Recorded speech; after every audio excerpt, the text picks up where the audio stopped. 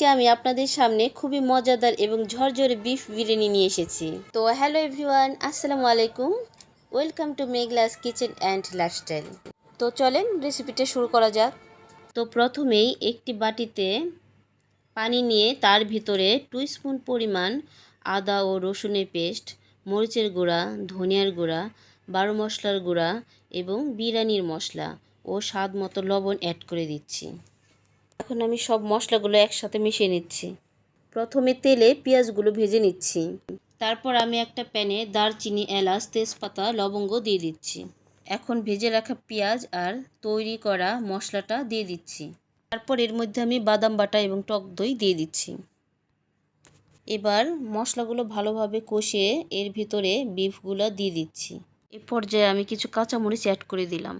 মাংসগুলো কষানো হয়ে গেলে তারপর আমি এগুলো প্রেসার কুকারে ঢেলে দিচ্ছি সিদ্ধ হওয়ার জন্য। আমি পাশে একটা কুকারে পানি ফুটিয়ে নিয়েছি। ফুটন্ত পানিতে তেল আর লবণ দিয়ে দিচ্ছি। তারপর এখানে আমি চালটা অ্যাড করে দিব। চালটা আমি আধা সিদ্ধ করে নিয়েছি।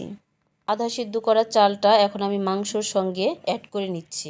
এখন আমি 20 মিনিটের জন্য এটাকে দমে দিয়ে দিচ্ছি। এই তো দেখতে পাচ্ছেন 20 মিনিট পরে আমাদের বিরিয়ানিটা হয়ে গেছে। এখন আমি এটাকে সুন্দর করে পরিবেশন করে নিচ্ছি। তো আমাদের রেস্টুরেন্ট স্টাইলের বিফ বিরিয়ানি রেডি। আপনাদের কাছে কেমন লেগেছে অবশ্যই জানাবেন। আজকের মতো এই পর্যন্তই। ভালো থাকবেন সবাই। আল্লাহ হাফেজ।